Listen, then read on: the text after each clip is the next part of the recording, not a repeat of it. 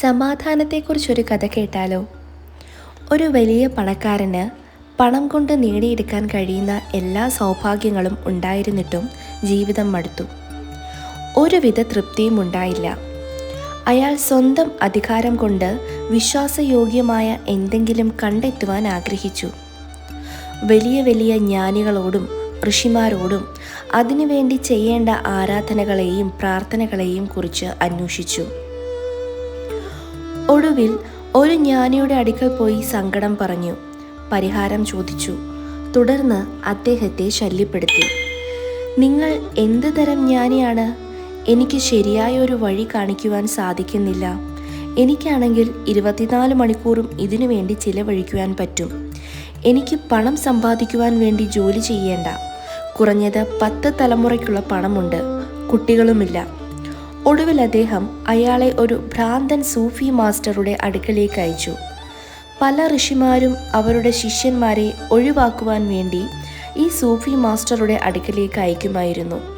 സൂഫി master കാണാൻ ഭ്രാന്തനെ പോലെ തോന്നുമെങ്കിലും വലിയ ജ്ഞാനിയായിരുന്നു. പണക്കാരനായ മനുഷ്യൻ ഒരു സഞ്ചി നിറയെ വൈരം, മാണിക്യം, മരതകം, ഇന്ദ്രനീലം എല്ലാം കൊണ്ട് സൂഫി മാസ്റ്ററെ കാണാൻ പോയി. അദ്ദേഹം ഒരു മരച്ചുവട്ടിൽ ഇരിക്കുകയായിരുന്നു. അയാൾ സ്വന്തം വിഷമങ്ങൾ മുഴുവൻ പറഞ്ഞു. എൻ്റെ അടുക്കൽ ലോകത്തിലുള്ള എല്ലാ ഐശ്വര്യങ്ങളും ഉണ്ട്. അത് തെളിയിക്കാനാണ് ഞാൻ ഈ രത്നങ്ങളെല്ലാം കൊണ്ടുവന്നിരിക്കുന്നത്. ഇപ്പോൾ എനിക്ക് വേണ്ടത് മനസമാധാനമാണ്. സൂഫി മാസ്റ്റർ പറഞ്ഞു, ഞാൻ മനസമാധാനം തരാം, തയ്യാറായിക്കൊള്ളൂ. ഇദ്ദേഹം ഒരു വിചിത്ര യോഗിയാണ്. ആരും ഇത്ര പെട്ടെന്ന് തരാമെന്ന് പറയില്ല. മറ്റുള്ളവർ വഴിപാടുകൾ കഴിക്കുവാനും പ്രാർത്ഥിക്കുവാനും ആരാധന ചെയ്യുവാനും ധ്യാനം ചെയ്യുവാനും സ്വയം പ്രയത്നിക്കാനുമൊക്കെ പറഞ്ഞു. പക്ഷേ ഈ ജ്ഞാനി ഒരു സമയം ഇദ്ദേഹം ശരിക്കും ഒരു ഭ്രാന്തനായിരിക്കുമോ? സാധു പിന്നെയും പറഞ്ഞു, വേഗം തയ്യാറാവൂ, എൻ്റെ സമയം നഷ്ടപ്പെടുത്തരുത്. കുറച്ച് വിസമ്മതത്തോടെ അയാൾ പറഞ്ഞു, ഞാൻ തയ്യാറാണ്. അയാൾക്ക് കുറച്ച് പേടി തോന്നി. പണക്കാരൻ തയ്യാറെന്ന് പറഞ്ഞതും സൂഫി മാസ്റ്റർ രത്നങ്ങളും സഞ്ചിയും കൊണ്ട് ഓടി. അതൊരു ചെറിയ ഗ്രാമമാണ്. സൂഫി മാസ്റ്റർക്ക് എല്ലാ വഴികളും നല്ലവണ്ണം അറിയാമായിരുന്നു. പണക്കാരനും പുറകെ ഓടി. ഈ മനുഷ്യൻ ജ്ഞാനിയൊന്നുമല്ല, ഭ്രാന്തനുമല്ല, വലിയ സമർത്ഥ്യക്കാരനാണ്. ഞാൻ വഞ്ചിക്കപ്പെട്ടു എന്ന് പറഞ്ഞുകൊണ്ട് പണക്കാരനും പുറകെ ഓടി. സൂഫി മാസ്റ്റർ ഗ്രാമത്തിലെ പല വഴികളിലൂടെയും വളരെ വേഗം ഓടി.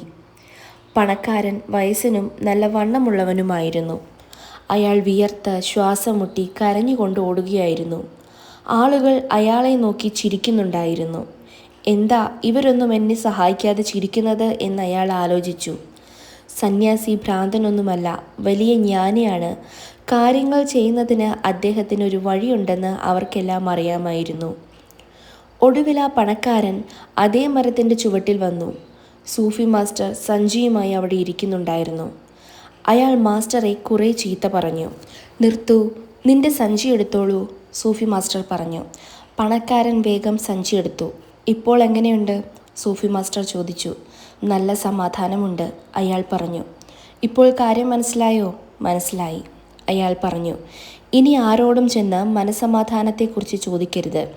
നിനക്ക് നിന്റെ പണമാണ് എല്ലാം എന്നൊരു തോന്നൽ അത് നഷ്ടപ്പെടാൻ ഒരവസരം തന്നു.